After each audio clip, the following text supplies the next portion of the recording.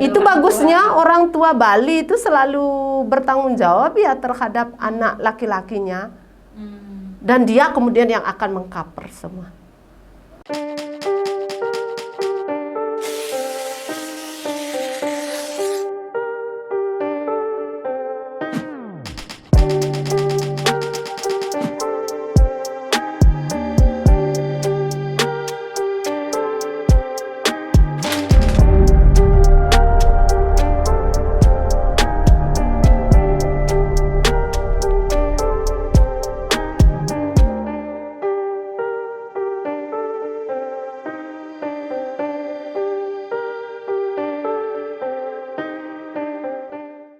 Kalau ini kan lebih ke anak perempuannya Bu Buddha. Nah itu yang mungkin bisa kita tekankan dari 4 hal tadi yang Bu Buddha bilang, bahwa dampak dari beberapa sudut ini cukup mengerikan gitu ke anak-anak. Nah apakah juga bisa ternyata ini kita melihat dari perspektif laki-lakinya, mungkin dengan melihat dampak ini mereka juga bisa mengerem gitulah Bu Buddha, untuk tidak gimana Bu Buddha? Kalau mau mengerti laki-laki kita, sebenarnya kita lebih kepada mekanisme jika Anda mencintai pacarmu, jangan jerumuskan dia ke 4 poin itu. Nah, sebenarnya. Itu, ya itu yang bisa kita tekankan sebenarnya, kalau memang benar mencintai. Jangan jerumuskan pacarmu yang masih anak-anak. Apakah kamu laki-laki masih belum dewasa atau laki-laki sudah dewasa? Bahkan kalau sudah dewasa tuntutannya kan lebih tinggi untuk wacana ini. Kalau anak di bawah umur juga sebenarnya harus tuntutan yang tinggi. Yang harus kita juga dengungkan begitu. Jangan jerumuskan pacarmu untuk ke poin 4 itu karena sangat menakutkan. Maka itu hati-hati gitu. Lebih baik memang berpacaran yang sehat kan begitu. Gitu. Apa makna pacaran itu gitu. Anak-anak lebih paham lah daripada kita sediani sebenarnya karena anak-anak cerdas untuk itu. Jadi kalau untuk anak laki-laki malah saya pikir walaupun itu anak di bawah umur, anak di bawah umur bisa kayak anak dewasa kan sudah lah. Laki-laki dewasa kan sudah siap lah tentang dia bagaimana berumah tangga, tentang finansial dan lain sebagainya. Tapi kalau masih anak, itulah anak laki-laki ini anak-anak, sebenarnya perempuan mendapatkan 4 poin itu. Kalau yang anak laki-laki anak tuh tidak, Mbak Sudiani. Karena apa? Itu pertanyaannya kan? Gitu. Satu, dia kalau pendidikan sebenarnya kan lenggang kangkung dia. Coba misalnya siapa yang kalau tidak dipublish nih, siapa yang tahu dia sudah berumah tangga, tidak hamil, tidak ada apa-apa yang dari tubuh dari apa gitu kan biasa-biasa saja dia mereka kan. Kemudian kalau dari segi dia tidak tercabut dari akarnya, tidak bekerja pun. Itu bagusnya orang tua Bali itu selalu bertanggung jawab ya terhadap anak laki-lakinya. Dan dia kemudian yang akan mengcover semua para orang tua. Jadi anaknya itu tidak terpengaruh sebenarnya. Urusan adat sebenarnya itu kan adatnya di rumahnya, dia sudah tahu polanya bagaimana, sudah terbiasa. Jadi muda-mudi juga ngayahang, tidak juga akan belajar tentang adat istiadat lagi karena dia sudah akarnya di sana. Apa yang kemudian berubah gitu. Paling yang nanti akan berubah memang dari orang anak muda menjadi adat yang sudah menjadi suami dan sudah menjadi anak bapak itu saja. Terkait dengan mengcover finansial, apapun itu para orang tua kan masih bertanggung jawab untuk itu. Kemungkinan itu yang membuat dia memang tidak pada konteks kehati-hatian ini. Tapinya ini yang penting ya. Wacana ini penting untuk didesakan jika kemudian kita mengambil pointernya bahwa mengapa Anda harus tetap hati-hati untuk tidak melakukan perkawinan anak itu. Jangan jerumuskan pacarmu dengan 4 pointer tadi begitu sebenarnya. Kalau Anda bijaksana, sebagai laki-laki bijaksana yang kemudian menginginkan pacarmu menjadi ibu yang tenang secara psikologis, yang mandiri secara finansial, yang hebat dalam pendidikannya, yang artinya sesuai dengan pendidikan yang harus dia enyam begitu. Tidak juga terbebani dengan hal-hal yang belum harusnya dia bebani. Ayolah tuntun pacarmu ke arah yang baik, begitu sih sebenarnya. Karena kalau dari anak laki-laki itu tidak ada sebenarnya maksudnya. Kalau yang lihat, jadi memang lebih bebannya itu sangat dirasakan oleh anak perempuan ya Bu Budaya.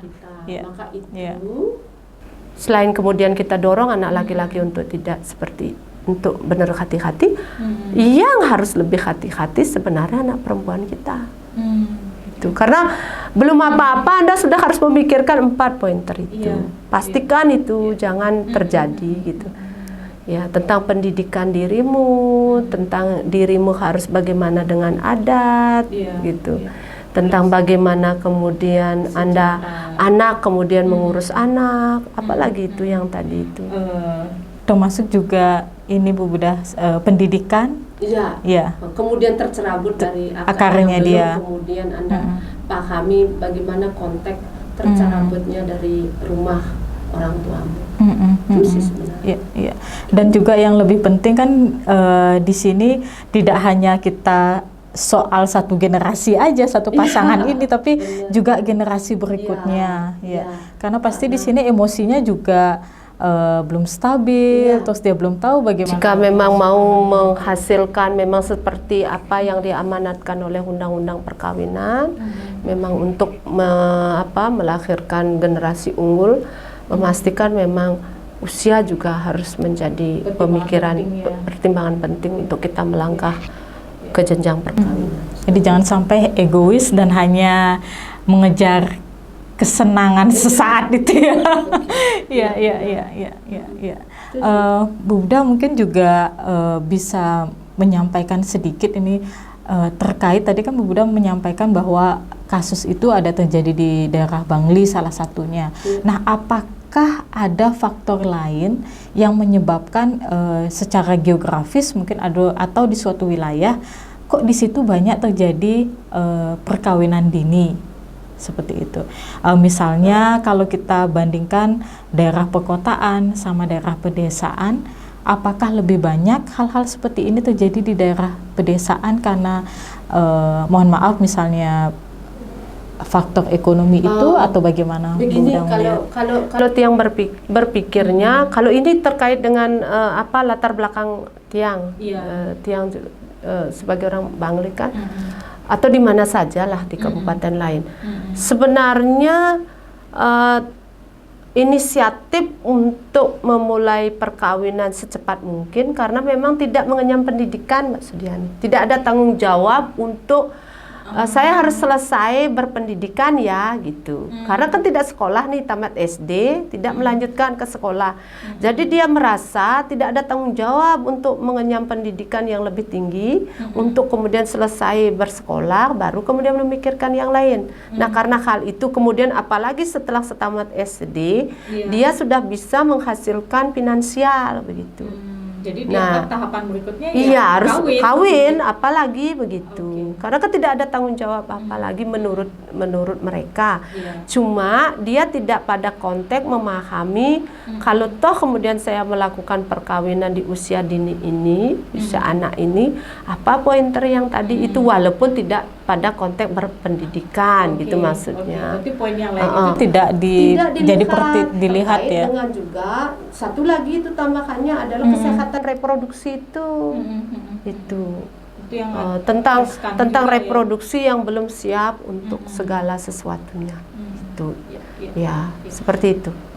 Nah, yang mungkin terakhir ini Bu Budah, kira-kira siapa sih pihak atau badan atau apalah gitu yang paling terdekat dengan individu yang kira-kira bisa meminimalisir kasus-kasus seperti ini? Mungkin di luar keluarga ya, apakah mungkin Banjar itu mereka punya semacam mekanisme kontrol atau gimana menurut Bu Buda? Kalau Tiang pikir itu adalah juga menjadi tanggung jawab aparat desa yang menjadi triupasaksi, Mbak Sediani. Nah, karena dalam mekanisme penyaksi begitu, sahnya perkawinan di Bali, mereka punya tanggung jawab untuk nyobiahang, untuk memberikan pemahaman ini sebelum kemudian melangsungkan perkawinan.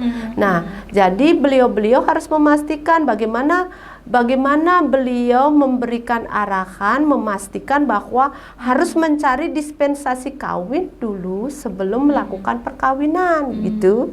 Jika ini dikatakan oleh si pihak aparat desa yang nanti akan menjadi penyaksi dalam upacara perkawinan di Bali, rasanya masyarakat akan lebih berhati-hati, terutama anak-anak kita, karena mereka juga berpikir ke pengadilan dulu lagi, begitu kan ya itu sebenarnya yang pertama nanti menjadi garda terdepan untuk di Bali sebagai individu atau perangkat desa yang memang punya tanggung jawab untuk itu.